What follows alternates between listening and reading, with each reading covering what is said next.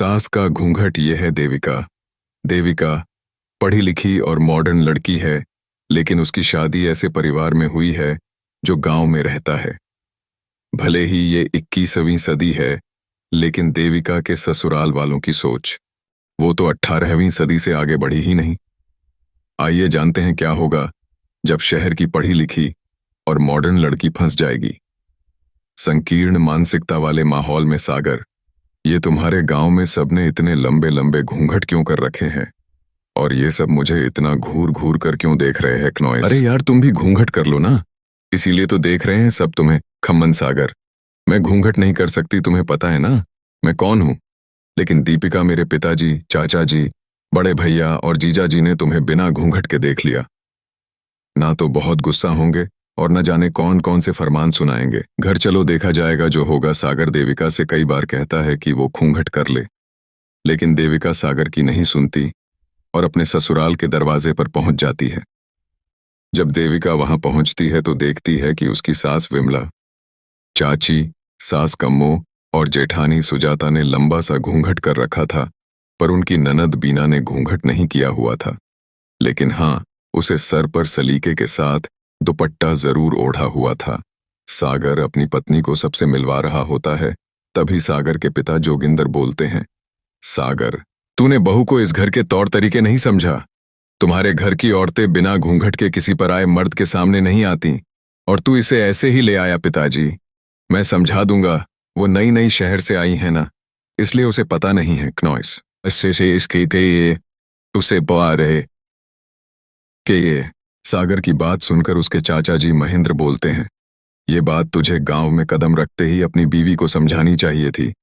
हमारा गांव में बहुत नाम है, तेरी बीवी ऐसे गांव भर में घूमेगी तो क्या इज्जत रह जाएगी हमारी। ये बोलकर जोगिंदर और महेंद्र वहां से चले जाते हैं।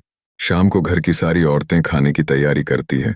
खाना तैयार हो जाता है, लेकिन घर की कोई भी औरत खाना नहीं खाती। बहुत रात हो जाती है। तब देविका कहती है, सासू माँ, खाना बना हुए तो देर हो गई, रात भी बहुत हो गई है, हम लोग खाना क्यों नहीं खा रहे हैं? और बहू भी क्या बोल रही हो क्नॉइस? हमारे यहाँ घर की औरतें तब तक खाना नहीं खाती जब तक घर के मर्द खाना ना खा ले। लेकिन इतनी देर हो गई, आप सबको बुरी नहीं लग रही क्या? तभी देविका की जेठानी सुजाता कहती है, लग तो रही है, लेकिन यहाँ की यही रीत है, ये निभानी तो पड़ेगी ना क्नॉइस। भाभी जी, ये रीत नहीं है, औरतों को प्रताड़ित करने का एक तरीका है। अगर इस घर के आदमी पूरी रात नहीं आए तब पूरी व्रत खाना नहीं खाओगी क्या? देविका ये बोलकर सीधा सागर के पास जाती है। सागर उसे समझता है, देविका यहाँ ऐसा ही होता है, तुम थोड़ा सब्र कर लो, पिताजी और चाचा जी आते ही होंगे, फिर हम सब खाना खाएंगे। सागर देविका को समझा ही रहा था। तभी देविका की ननद वीणा आकर कहती है, सागर, खाना खाने आ जाओ, पिताजी और चाचा जी आ गए हैं। चलो देविका, तुम्हारा इंतजार खत्म हुआ। सागर खाने के लिए बैठ जाता है। जब सब खाना खाने बैठते हैं तो देविका भी बैठ जाती है। सागर धीरे से उसे कहता है, पर देविका, ये क्या कर रही हो? तुम इस तरह हमारे साथ खाना नहीं खा सकती। मगर क्यों? सागर, मुझे भूख लगी है, सब लोग खा रहे हैं तो मैं क्यों नहीं खा सकती? ये हमारे घर का नियम है। लेकिन सागर, हमारे घर में तो ऐसा कोई नियम नहीं खाते हैं। और बाद में देविका और सागर में बहस चिढ़ जाती है। तब सागर का बड़ा भाई कहता है, सागर, तेरी बीवी को एक बार में समझ में नहीं आता क्या कि इस घर की औरतें मर्दों के खाना खाने के बाद ही खाना खा सकती है? भैया, मैं देविका को यही समझा रहा था। मुझे तो लग रहा है कि इसके दिमाग में कोई बात ही नहीं बैठती। एक बार में भैया, मेरी दिमाग में बात तब बैठेगी ना जब आपकी बात कोई ढंग की होगी। अरे आखिर क्यों घर की औरतों को आप लोगों की बात खाना मिलेगा? हाँ, सबसे पहले घर की किसी औरत ने घर के किसी मर्द से इस लहजे में बात नहीं की थी, इसलिए वो सब देविका की बात सुनकर हैरान रह गए। तभी सागर की जीजा और वीणा की पति कल्याण जी कहते हैं, ये क्या है? सागर, इस घर की दीवारों को औरतों की इतनी ऊंची आवाज सुनी की आदत नहीं है।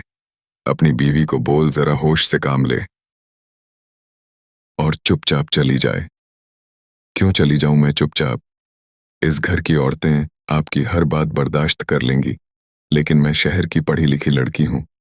आपकी कोई भी फालतू के रीति रिवाज मैं नहीं बर्दाश्त करने वाली। इस तरह देविका ने सारे घर की औरतों के लिए जोगिंदर मिसाल के घर पैदा में कर पहली दी। बार किसी महिला ने विरोध का स्वर उठाया है। ये बात घर के किसी मर्द को बर्दाश्त नहीं हो रही है। तभी जोगिंदर कहता है, इंदौर मोहन, इस बेशर्म लड़के को कमरे में बंद कर दो और आज इससे कोई खाना नहीं देगा। अगर किसी ने इसे खाना दिया तो मैं उसे जिंदा नहीं छोड़ूंगा। ये है। महेंद्र और मोहन उसे कमरे में बंद कर देते हैं और उसे खाना भी नहीं देते। रात के 3 अलाव बज जाते हैं। भूख की वजह से देविका को नींद भी नहीं आती। तभी उसे कुछ महसूस होता है। ऐसा लग रहा है कोई दरवाजा खोल रहा है, लेकिन इतनी रात को कौन हो सकता है? कहीं सागर तो नहीं? क्नॉइस। देविका उम्मीद भरी नजरों से दरवाजे की तरफ देखती है, लेकिन दरवाजा खोलने वाला सागर नहीं बल्कि विमला और खम्मो है। माँ जी, चाची जी, आप दोनों ये ले, हम तेरे लिए खाना लाए हैं, खा ले।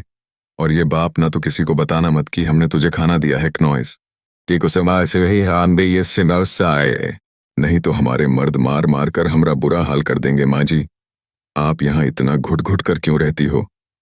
देविका, अब तू भी इस घर की बहू है, तू भी हमारी तरह रहना सीख ली। इस घर के कायदे कानून अपना ले।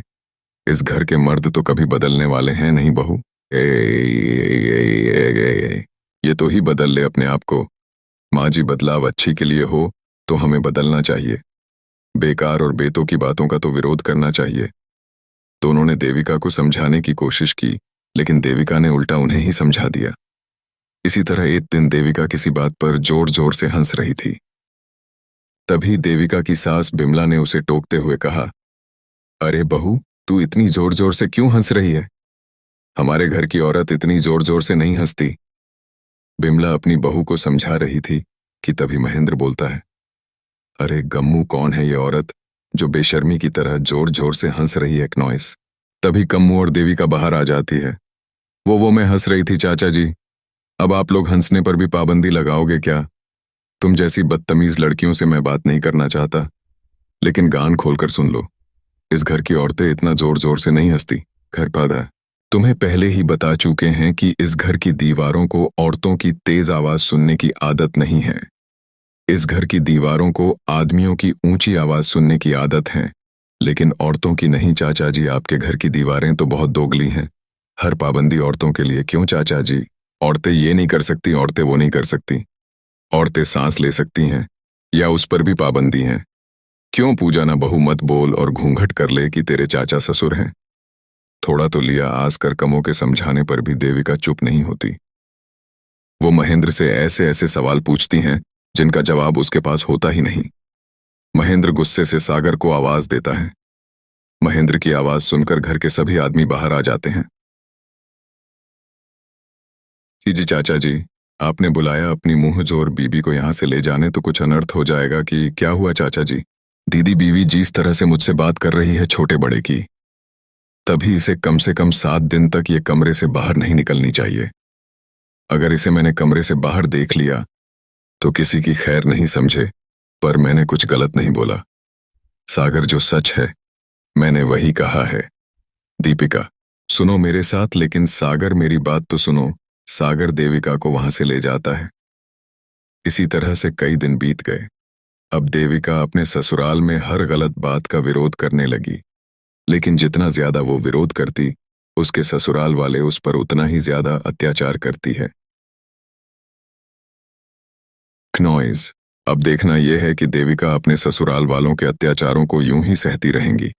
क्या उसके ससुराल में घूंघट में औरतों का दम इसी तरह घुटता रहेगा? अगर आप इन सवालों के जवाब जानना चाहते हैं ना, तो हमें कमेंट करके जरूर बताएगा। और हमारी हिस्टोरिकल लाइक क्नॉइस शेयर और चैनल को सब्सक्राइब करना मत भूले।